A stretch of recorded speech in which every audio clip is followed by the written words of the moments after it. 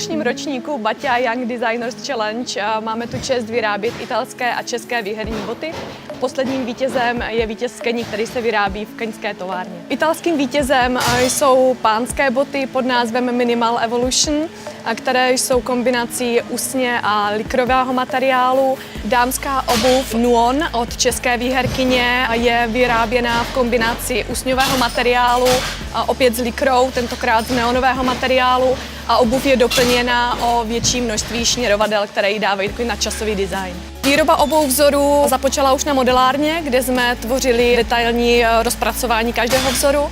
Následně se každý materiál musel vysekat, ušít a poslední fází výroby je spodková montáž, kde dáváme konečné botě finální vzhled, formuje se celá obuv a přilepuje se podešev. Obuv je potom následně zabalena do krabiček, označena nádhernou visačkou s portrétem každého vítěze a putuje do celého světa ke všem zákazníkům. V letošním ročníku jsme pracovali s 2 týmy studentů.